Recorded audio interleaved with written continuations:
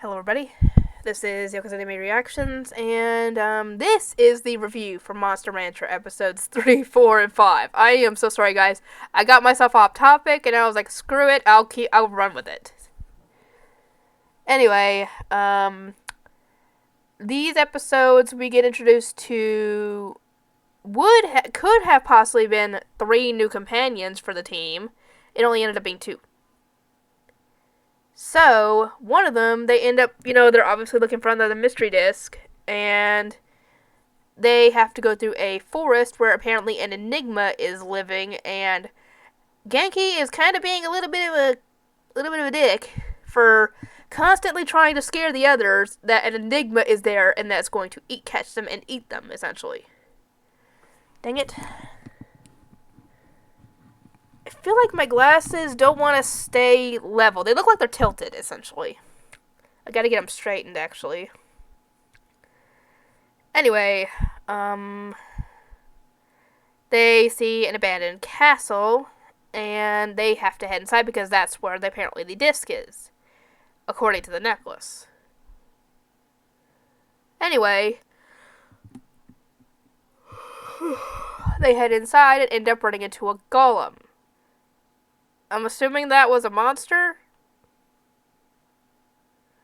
Or did a human create it to guard the discs? Because they end up getting led outside to where there's a bunch of discs wrapped in roots around a tree. At first I was thinking that the tree itself had the roots, but we later find out that that's not the case. Are these monsters dead or in like suspended animation or something? I'm assuming they're in suspended animation. That they, cannot be taken and revived back. Can somebody explain that to me, please? How that works? Because I thought at first they were dead. But the gel creatures came there and were starting to take the discs, and they looked normal, I guess. So, could they have been turned into bad monsters? And if so, what is the point of this? Are they in like suspended animation until someone takes the disc and then goes and uses it? If so, then why didn't Genki and the others take them and use them? But apparently, according to them, it was something that only the Phoenix can do to not only make bad monsters good, including Mu, but they can also reverse, I guess, what happened to those monsters. I am a little confused about that. So I am assuming that it's like a suspended animation thing. Like if the monster is killed or fainted or whatever you want to call it or whatever, and they're put into that suspended animation until they're brought back. I don't know. But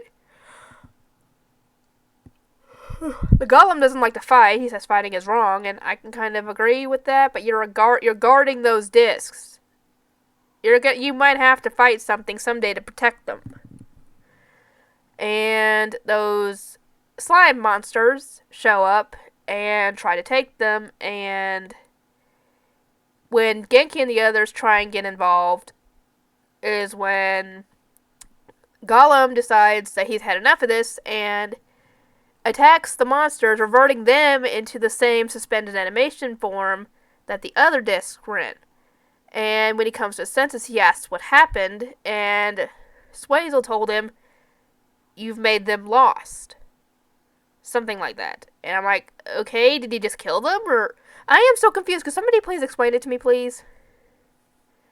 But, yeah, it's then that he gets to decide that he decides to go with them. I thought he was just going to stay and guard them because apparently, even if they're suspended animation, they can still be created into monsters by Mu, so it wouldn't surprise me if he sends more to go and get those discs. So why wouldn't he stay to protect them? Because now he's on their radar, essentially. Because in the next episode, the monsters that they run across that are working for Mu did mention that those creatures couldn't even stand. They were trying to figure out like why those even the jet slime monsters couldn't stand to them. Why is that essentially? Or rather, they had a hard time of it essentially. So they know for a fact that that castle is there and that those discs are there. So what is the problem? Why do they have to? Why does he have to go with them? Why can't he just stay and protect the discs? I don't know. Anyway, next episode, they end up encountering. They were looking for the mystery disc, and Golem brought up some veggies, fruit, something edible. They're all munching down on it, and Mochi ends up eating on one that has the disc in it. Why is the disc in a piece of fruit? Anyway, they end up falling asleep because some more monsters that are working for Moo show up that put them to sleep. And they tried to take the disc, but one thing led to another, and they all ended up waking up before they could do that. And Genki and Swazel use a little slingshot trap to launch a boulder at one of the Seed Sisters and send her into that suspended animation thing, which I'm still saying it's a suspended animation type thing. Until someone tells me otherwise. Anyway, they go to try and use disc, and before they can call for a monster, it gets stolen by another person named Alan, and he runs off. At first I thought he was working for Moo, or just working on his own, and it turns out that he is very abusive towards his monster. Genki doesn't like that, and essentially, he even tells Genki monsters are just to be used and then thrown away when they're done with them. And he ends up catching everybody in either a net or with the help of the Seed Sisters, and they end up double crossing him. Because he was originally going to be working with Moo and them.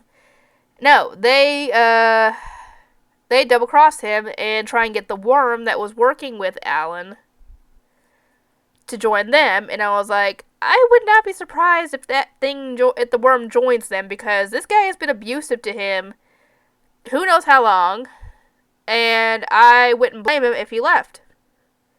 At first you think he is, but he ends up turning on them and saving them, proving that he is a very good monster, even despite, how he was treated. And this guy finally comes to his senses and realizes that how he was treating his monster was not a good thing.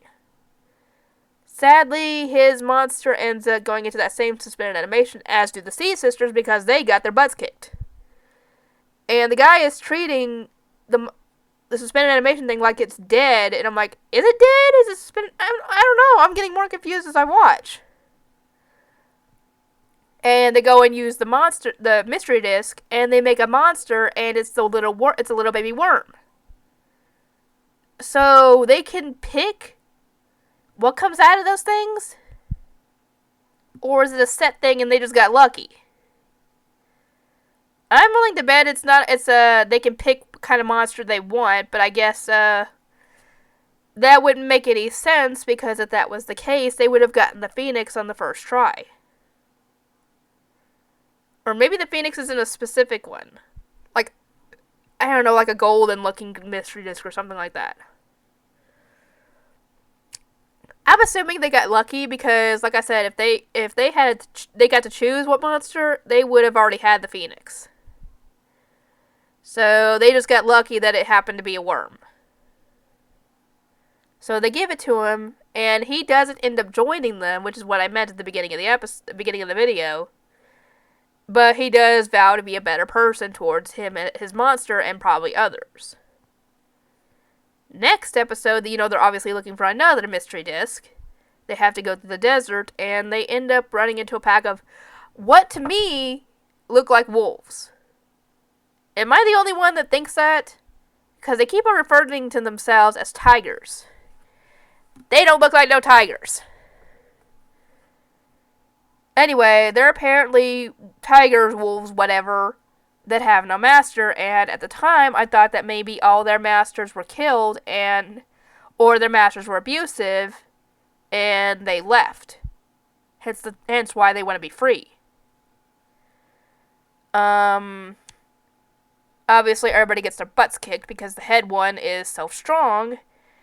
And there's a little thing going on between Suezo and one of the wolves where it's still looking for stuff. And how he managed to get the necklace in his mouth, I do not know, because I didn't see that. But it obviously knew that it was there, so he kept on looking until he finally found it. I guess he kept on switching the position to make it seem like there was nothing there, and he just knew that was happening, and he kept on trying to time it until he got the right spot, and he got the right spot, and he took it. So now they have the magic stone, and the others have to try and get it back. While the tiger wolves, whatever, are heading back to their base, they get ambushed by monsters that are working for Mu. They are looking for mystery discs, and I'm like, they tell them to give them the mystery disc even though they have none. I'm like, what do you expect? If they have none, they have none. They can't make them pop out of thin air. If they could, then they wouldn't have any problems. But they end up killing, I guess, all of the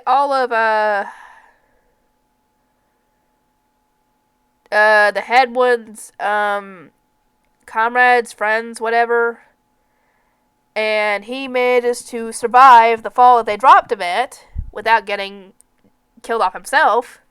And the others find him and nurse him back to health. And we find out that the reason that he's so against humans is because he had a brother and they grew up together being reckless and everything. And they tried to go against Mu and his men directly. And they got their butts kicked, and the guy and Mu left with his brother unconscious. So he's probably still looking for his brother at this point. And it would not surprise me if Mu convinced him that his brother doesn't care about him and that he needs to work with him, or that he just outright brainwashes him. So that would most likely be a conflict later when they finally go to confront Mu and they run into his brother. Could somebody tell me what the Tiger of the Wind's name is? Just so I don't have to keep calling him Tiger of the Wind. Anyway, Genki and the others actually managed to get the necklace back, thankfully.